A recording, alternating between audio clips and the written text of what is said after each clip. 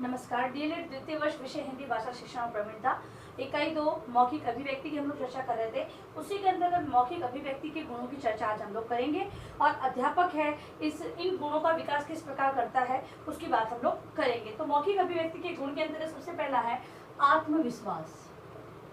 आत्मविश्वास मौखिक अभिव्यक्ति मतलब कि बोलकर व्यक्त करना, उसके अंतर्गत आत्मविश्वास बहुत ही जरूरी है। यदि आत्मविश्वास नहीं होता तो कोई भी विषय वस्तु है या कोई भी भावना या विचार है वो हम किसी के सामने रखेंगे तो वो सही प्रकार से उसे समझ नहीं पाएंगे। एक व्यक्ति बालक के अंतर्गत हम बात करें तो आत्मविश्वास की अभिव्यक्ति, अपनी मौखिक अभिव्यक्ति के लिए आत्मविश्वास बहुत ही जरूरी है। और एक अध्यापक है वो विद्यार्थियों के अंतर्गत इस आत्मविश्वास को जागृत करने के लिए विभिन्न प्रकार की क्रियाएं वो करवाता है और आत्मविश्वास के आधार पर ही जो कही गई बात है वो सही और स्पष्ट रूप में किसी को समझ में आती है। दूसरा है मनोभावों का प्रदर्शन। मनोभावों का प्रदर्शन। अगला गुण मौखिक अभिव्यक्ति का ये होता है कि जो मन में निहित भाव है उनको व्यक्त करना या उनको प्रदर्शित करना एक मौखिक अभिव्यक्ति के अंतर्गत पाया जाता है। कोई भी बालक है, कक्षा के अंतर्गत हम बात करें तो बच्चों के अंदर ये अभिव्यक्ति का विकास इसलिए किया जाता है क्योंकि बालक है वो अध्यापक से बिना हिचकिचाए किसी भी बात को कह सके। क्योंकि कक्षा के अंतर्गत जब तक विद्यार्थी और अध्यापक दोनों सक्रिय रहकर कार्य नहीं करेंगे तब तक शिक्षण प्रक्रिया है वो प्रभावी और रुचिकर नहीं हो सकती। और उसके लिए जरूरी है कि बालकों के मौखिक अभिव्यक्ति का विकास किया जाए और विकास से संबंधित गुणों के अंतर्गत बालकों के मनोभाव का प्रदर्शन होता है। फिर है नए अनुभवों के प्रति सचेत। नए अनुभवों के प्रति सचेत। जब विद्यार्थियों में आत्मविश्वास जागृत हो जाता है तो वो जब भी कोई नई बात उनके सामने आती है तो वो अपने अनुभवों के प्रति वो सचेत होते हुए उस बात को स्वतः ही ग्रहण करते हैं। ऐसा नहीं कि उनके समय पहले जो चीज़ उन्हें समझी हुई है जिसके बारे में वो जानते हैं, अब अगर उसी से संबंधित कोई नई जानकारी दी जाती है तो बालक है वो उसमें रुचि लेने लग जाता है। तो इस प्रकार से जो अभिव्यक्ति के गुण के अंतर्गत ये बात कही गई है कि नए अनुभवों के प्रति सचेत होना एक गुण है और ये गुण विद्यार्थियों की मौखिक अभिव्यक्ति के अंतर्गत होना आवश्यक है। भाई जब व्यक्त कर रहा है विचार, बालक विचारों को व्यक्त कर रहा है तो वो नए अनुभवों को जोड़ते हुए उसे व्यक्त करे, इस प्रकार की उसकी अभिव्यक्ति होनी चाहिए। फिर है नेतृत्व का गुण। अंतिम गुण है नेतृत्व का गुण। अब अभिव्यक्त करने में अगर विद्यार्थी के अंतर्गत ये गुण पाया जाता है तो वो संपूर्ण कक्षा को नियंत्रित भी कर सकता है। अब मौखिक अभिव्यक्ति के माध्यम से ही, मौखिक मतलब बोलने के माध्यम से ही विद्यार्थी है वो सभी से बातचीत करते हुए उनके बारे में जान सकता है। कक्षा के अंतर्गत वो संपूर्ण कक्षा का नेतृत्व कर सकता है एक मॉनिटर के रूप में। तो इस प्रकार से मौखिक अभिव्यक्ति के इन गुणों का समावेश विद्यार्थियों के अंतर्गत एक अध्यापक को विकसित करने होते हैं। अब हम बात करेंगे अध्यापक के कार्यों की।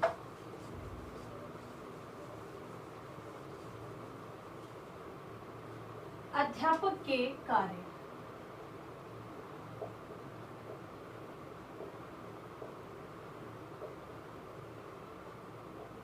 अध्यापक के कार्य के अंदर पहला कार्य अध्यापक का है बच्चों की बात को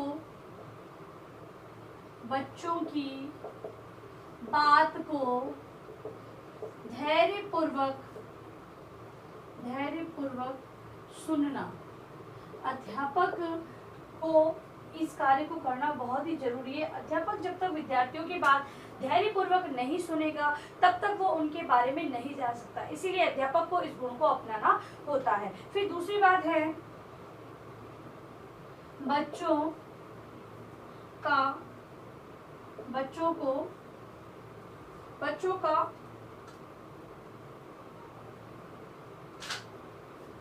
को बात रखने के अवसर देना।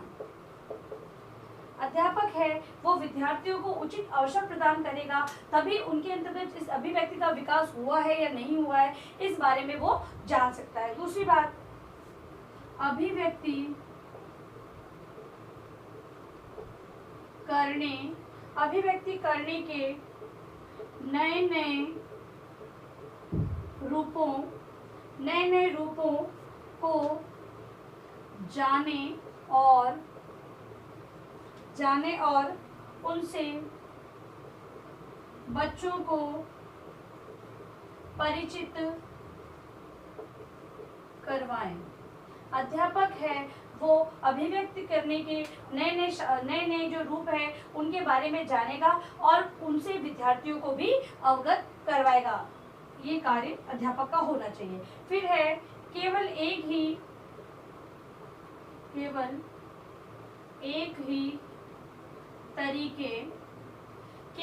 ही तरीके पर जोर न दे।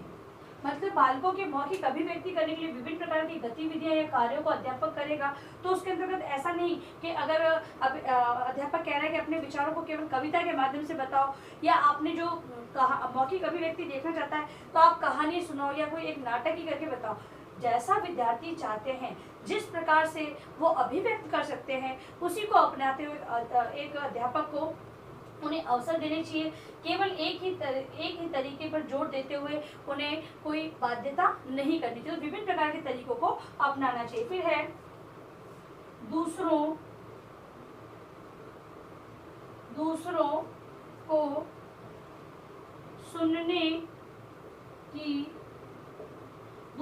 सुनने की आदत डालकर भी बच्चों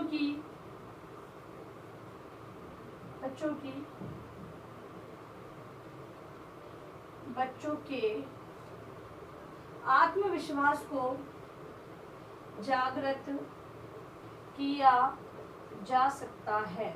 तो अगली बात है कि जो अध्यापक है वो विद्यार्थियों के अंतर्गत सुनने की आदत डाले कि विभिन्न प्रकार के जो शिक्षाविद होते हैं या फिर कोई ऐसी स्थिति उत्पन्न करे या फिर विभिन्न प्रकार के माध्यमों के द्वारा, विभिन्न प्रकार की गतिविधियों के द्वारा विद्यार्थियों के अंतर्गत सुनने की आदत डालें। जो अच्छी बातों का श्रवण वो विद्यार्थी करेंगे तो उनमें भी उसी प्रकार की आत्मविश्वास की भावना जागृत होगी। तो इसी प्रकार से एक अध्यापक को विभिन्न प्रकार की सुनने की आदत को डालकर भी उन आत्मविश्वास या मौखिक अभिव्यक्ति उनमें उत्पन्न की जा सकती है। अगला है प्रश्न पूछने के अवसर। प्रश्न पूछने के अवसर प्रदान करके एक अध्यापक है वो अपनी कक्षा के अंतर्गत शिक्षण के दौरान विद्यार्थियों को प्रश्न पूछने का अवसर प्रदान करते हुए विद्यार्थियों के अंतर्गत मौखिक अभिव्यक्ति का विकास वो कर सकता है। इसके अलावा प्रोत्साहन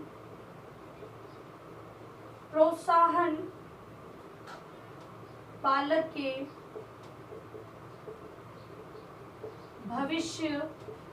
के भविष्य में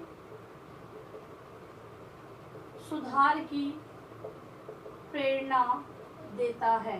तो अगर अध्यापक है वो प्रोत्साहन का कार्य करेगा तो विद्यार्थियों के अंतर्गत भविष्य में जो एक सुधार की प्रेरणा मिलेगी। भाई वो अभिव्यक्त तो कर रहे हैं लेकिन हो सकता है कहीं पर उनसे जो गलतियां हो रही है वो गलतियों का सुधार इस अध्यापक है वो विद्यार्थियों को प्रोत्साहन करे। हम ये कहते हैं कि कक्षा में अगर ऐसी एक वार्तालाप भी रख दी जाए, शिक्षण के दौरान कुछ वार्तालाप भी रख दी जाए जिससे कि विद्यार्थी है वो अपने आप को अभिव्यक्त करे और उन्हें पूरे अवसर दिए जाएंगे और वहीं पर अध्यापक है तुरंत जो विद्यार्थी जो कह रहा है उससे संबंधित उन्हें पॉजिटिव जो फीडबैक है वो दे, या फिर अगर कोई सुधार करना है तो उसी समय प्रोत्साहन करते हुए सुधार करे। ऐसा नहीं कि अध्यापक है वो विद्यार्थियों को हतोत्साहित कर दे। ऐसा करने से उनकी जो अभिव्यक्ति का विकास है वो रुक जाएगा। इसीलिए ये कहा गया है कि प्रोत्साहन बालक के भविष्य के सुधार की प्रेरणा देता है कि भविष्य में भी कभी वो इस प्रकार की गलती नहीं करे। प्रोत्साहन इस प्रकार का दिया जाना चाहिए। फिर है ज्ञान की विभिन्न शाखाओं के विषय में अभिव्यक्ति हेतु प्रोत्साहित करना। बालक है वो किसी भी प्रकार का ज्ञान जो दे रहा है उसे प्रोत्साहित करना चाहिए। भाई ज्ञान है तो बालक को किसी कहीं भी मतलब जैसे कि घटना के बारे में जानकारी हो तो अध्यापक उस घटना के बारे में ही उसे जानकारी ले। पहले वो बोलना तो सीखे, कक्षा में अभिव्यक्त तो करना सीखे, तभी तो आप उसके इस कौशल का विकास कर पाओगे। तो इसीलिए विभिन्न प्रकार के अभिव्यक्त करने की मतलब ज्ञान की जो शाखा है, ज्ञान से संबंधित जो भी जानकारी उन्हें है वो उन्हें अवसर दिया जाए उसे अभिव्यक्त करने का, और उसी दौरान भी उसे प्रोत्साहित किया जाए। ऐसा नहीं कि भी उसने बताया तो उसे एक अलग प्रकार से ले लिया तो वो विद्यार्थी बाद में वो सामने नहीं आएगा और ना ही वो अभिव्यक्त करने का प्रयास करेगा। तो यहाँ पर ज्ञान की विभिन्न शाखाओं के विषय में अभिव्यक्ति जो विद्यार्थी कर रहा है उसे प्रोत्साहित करना चाहिए। अगला है मौखिक अभिव्यक्ति के सभी प्रयास करना। एक अध्यापक है वो विद्यार्थियों में मौखिक अभिव्यक्ति का विकास किस प्रकार से हो सकता है उससे संबंधित सभी प्रयास उसे करने चाहिए। विभिन्न प्रकार की गतिविधियां आयोजित करके कक्षा में, कक्षा के बाहर वो विद्यार्थियों के अंदर इस कौशल का या अभिव्यक्ति का विकास कर सकता है। अब लिखिए गृह कार्य प्रश्न।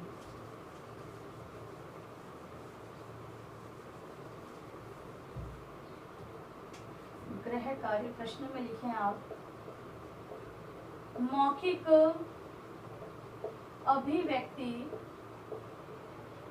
मौखिक अभिव्यक्ति के गुणों को बताते हुए अध्यापक द्वारा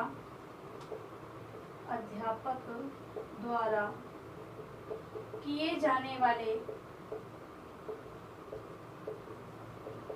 कार्यों का वर्णन करें।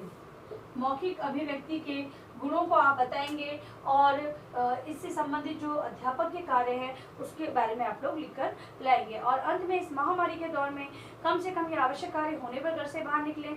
बाहर निकलते तो 3 बातों का विशेष ध्यान रखें। मास्क लगाएं, सोशल डिस्टेंस बनाएं और हाथों को बार बार सैनिटाइज करते रहें। सुरक्षित रहें, सभी का ध्यान रखें। धन्यवाद।